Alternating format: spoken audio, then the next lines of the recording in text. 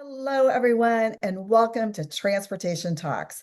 I'm Michelle Livingstone, and I have the privilege of serving as the moderator of Transportation Talks. And I get to interview the top leaders in the industry, and it is so much fun. And we are particularly excited today because we have Phil Yeager. He's the president, CEO, and vice chair of Hub Group.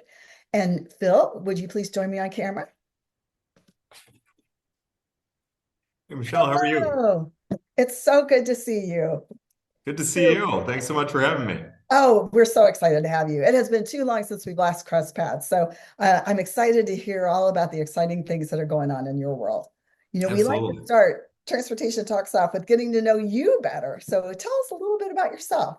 Yeah, so not a lot to tell, but yeah, I grew up in Hinsdale, Illinois. That's where I live today, and actually where my grandparents founded Hub Group back in the early '70s. So same town. I went to college out in Connecticut, Trinity College, small school. I was able to play soccer there for 4 years, and was a lot of fun. But moved back to Chicago afterwards. Worked in investment banking for a few years. Wanted to then go back to business school, so I went over to University of Chicago, and during that time frame, had two really great things happen in my life. First, I married my wife, who's was also my high school sweetheart. So we've been married 13 years now, and have three amazing little kids, and we live in Hinsdale. And then I also started working at Hub Group during that time frame as well as in a strategy role, and since then I've really just kind of taken on every job and opportunity at Hub, and a couple of years back was able to move into the CEO role as my father moved into our executive chairman role. So it's been a great experience in my 15 years with the company, and looking forward to the future as well. So a lot of fun. Well, that's exciting. And congratulations on 13 years of bliss and a fantastic family and doing so well with Hub Group. That's really exciting. But I had the privilege of knowing your grandfather and also knowing your dad. That's one of the, I guess, the perks of being in the industry for 150 years is you have a chance to meet some great leaders along the way. And I know transportation's in your blood. It has to run deep. However, knowing what you know now, do you ever wish you had stayed in investment banking? No, definitely not. I think I'm not able to sit still for very long, and the amount of action and everything changes every day. There's always new challenges, and it makes it just a ton of fun. And also just being able to work at such a special place like Hub with so many great, committed people and such wonderful customers. I was obviously able to work with you for many years. We've been able to build just some great relationships. And so, as I think about the business, my family thinks about it. My goal is to position it where our fourth generation, so my children, my nieces and nephews, get a chance to lead Hub and hopefully bring it on its next growth journey. So no, it's a privilege and an honor, but it is always something new every day, which helps you get up in the morning and really be energized to go tackle those issues. So no, very very happy to be here for sure. Well, I get it. And believe me, transportation runs deep in my veins too. And I couldn't imagine really doing anything else. So it is crazy times though right now. So hopefully Yes. those won't last forever for sure. So you talked about the fact that you assumed the president role and the CEO role and the vice chair you've added to your title as well. What prepared you best to take on those positions and what lessons have you learned along the way? Yeah, I think I was really fortunate where I was told, hey, you have to go work somewhere else first. And I think that was a wonderful experience. And then when I came to Hub, I was able to bring at least a little outside experience and expertise. But then the main thing is that I was really just put into, and no business is perfect, but really every time we had a challenge, they told me, hey, go and fix this. And I learned a ton through that and got to build some great, deep relationships with our customers, but also with a lot of those team members who I work with today. And so, I think really taking those challenges as an opportunity, and helping to hopefully push the business forward. I think that was the best thing I possibly could have done, and definitely positioned me well.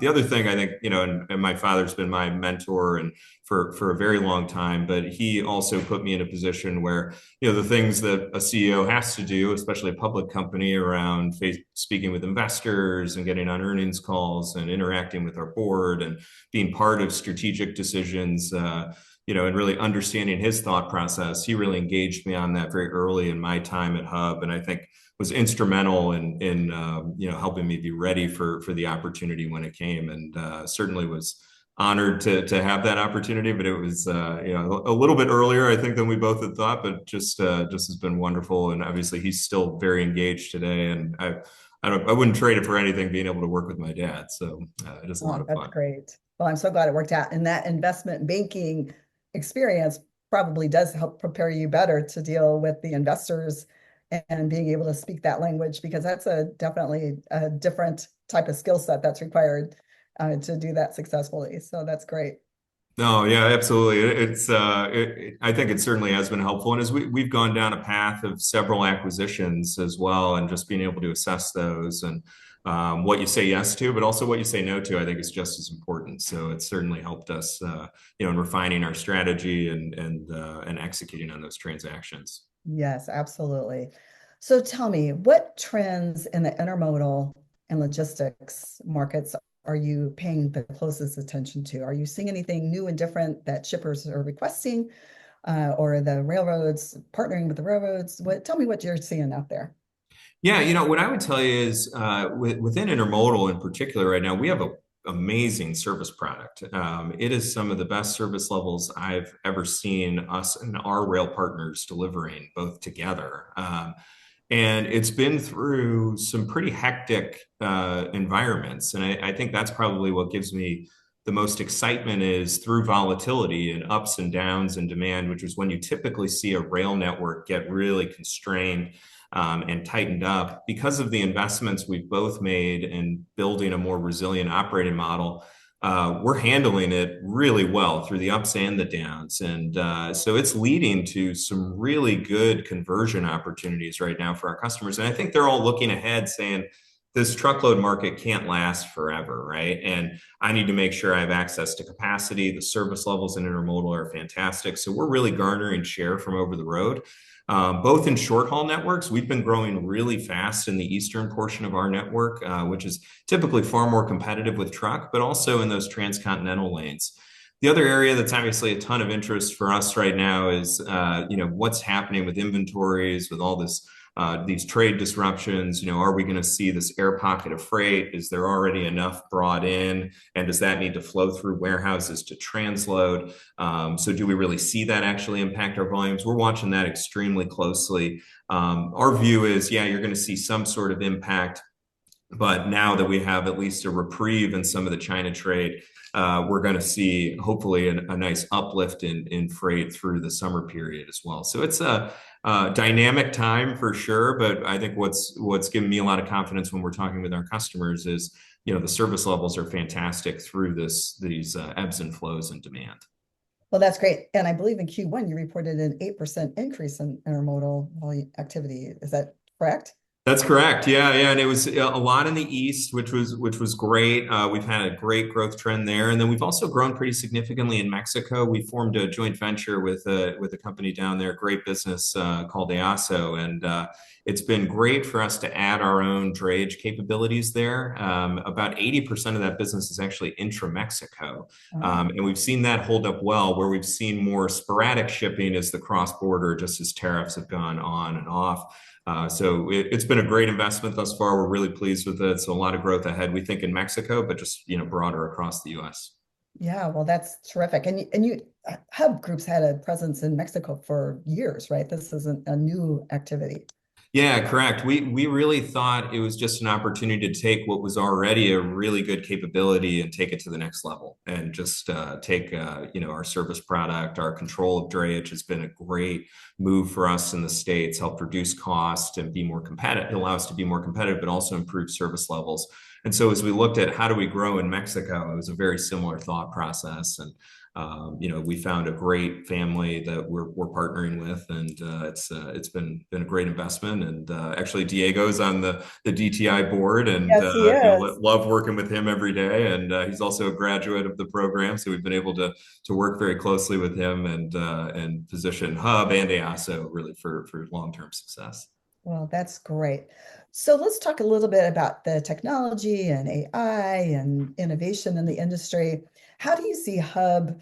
How are you positioning Hub to compete against, what is, affectionately referred to as the tech companies? And are you finding a lot of changes occurring within the company to leverage this innovation and technology? Tell us a little bit.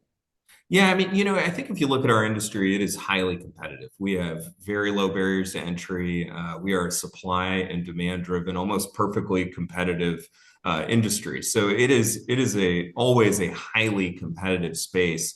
And I think that helps in driving that innovation, within our industry. And it's certainly taken hold at a far more rapid pace over the last several years. But our view is that companies like Hub, where you have scale, and great customer relationships and great people and great technology, you can position yourselves more for the long term than potentially some of the more tech-driven companies are certainly pushing for more volume, definitely being price competitive.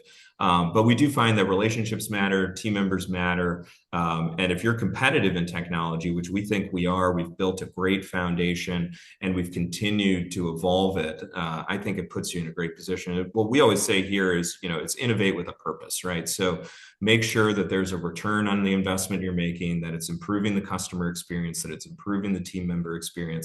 And if you're doing those three things, then you should be in a really good position long term. And so, as we think about deploying AI, we're certainly, we think doing the right things there to position the company. We're certainly looking at autonomy and how that's going to impact not only the safety of our trucks and our drivers in the near term, but also, hopefully continue to evolve how things work in our warehouses as well as outside the warehouse, whether it's some of the yard hostling equipment is now electric in our fleet, as well as in the warehouse where many of our forklifts are.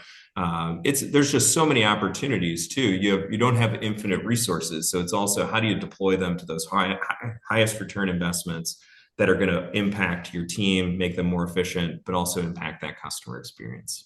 Yeah, no, that's great. I appreciate that very much. I really like the innovate with a purpose. So often it seems like we have a solution looking for a problem. So it's Yeah, much better to innovate with a purpose. So that is great absolutely. news. You touched on electric vehicles and some other things. It sounds like Hub is very committed to sustainability. Is there something exciting in that space that you'd like to share with the class? Yeah, I think, the great thing is intermodal is such a sustainable service product to begin with. So we feel like right off the bat, we're in a great position. And I think we then really try to complement that with our customers with our LTL consolidation. If you're able to take some of those less than truckload shipments, consolidate them into a single truckload, that's going to take additional trucks off the road. And so we've really pushed those two as win-wins for our customers. Not only are you going to save money, have better ease of doing business, but you're also getting a better service product and you're getting sustainability credit. I mean, all of that together should be a win-win, easy to plug and play for our customers. We are exploring both on electric vehicles and natural gas. We've deployed electric vehicles within our yard hostling equipment as well as in the warehouse with our forklifts. We have not gone down the path on the tractors yet. We're trying to decide between, and obviously there's so much up in the air from a regulatory environment around what credits you're going to receive or won't. Once again, going back to a hard ROI, we haven't gone towards electric vehicles yet, but we're also exploring natural gas alternatives. And I think one of those is going to win out. Clearly, the EV aspect is a little bit more expensive, and there's limited infrastructure. So I think, how do you make sure that you close those gaps? There's going to be some challenges to the broader adoption of EVs until those problems are solved. But we're certainly watching it closely. We've run several pilots and ready to pull the trigger as the investment becomes more beneficial. Or we see customers that say, "Hey, I'm willing to pay a little bit more to have electric running in my fleet, which we have seen several customers do that, and that's where we've been able to grow with yard hustling equipment in the dedicated yard hustling, as well as in the warehouse, where customers say, "Hey, you know what? I just want this within my portfolio right now." So we're certainly willing to step forward and see sustainability as a key principle of Hub. Yeah, well, that's terrific. And there's probably not going to be just one solution fits all, right? No, So it is going to be a portfolio of opportunities based on the needs at the time. So absolutely, yes, and hopefully under the current administration, there may not be as much of a drive for that, but this too will change, and a lot of it's just really driven by absolutely. what consumers want and what the public expects. So Absolutely. we'll see I how it goes. completely agree. I mean, you look at just a switch in the White House and what happens from what we were thinking about before to what we're thinking about today. It really is a dramatic shift. So yeah, it's always changing. Yes, absolutely. Well, one of the things you mentioned was Diego being in the program at the University of Denver Transportation Supply Chain Institute and a graduate from that. Hub Group, your grandfather was one of the founding members of the Institute, which is phenomenal. It's almost reaching 30 years at this point in time, not quite there yet, but very close. We celebrated 25 years a few years ago. And Hub has been such a great supporter. So first of all, thank you so much for that. We feel like we are taking the emerging leaders and putting them through a finishing school, so to speak, and giving them Absolutely. a great education that will help them truly be the high potential leaders we know they're capable of. So because Hub has been so great and you've had many wonderful students come through the program right off the bat, tell us what you see after you have sent someone through the program, and how are they different when they graduate? Now it's a 15-month program. It had been an 18-month program for a little bit, but 15 months later, they walk out, they have the diploma in hand, and what is the typical change in your leaders that you were pleased with as a result of them having gone through the program?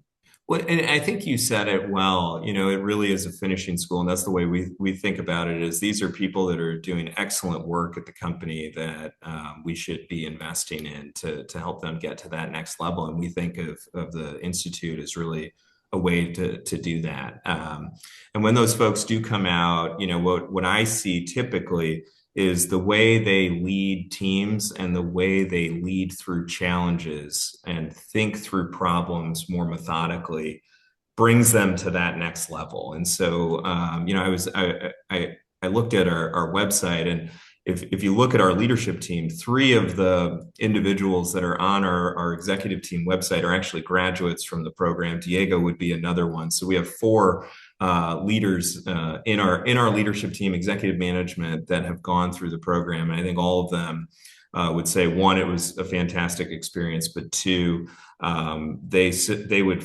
confirm what I said, that you know the way they were able to think through problems and lead teams through those challenges, because nothing's ever perfect.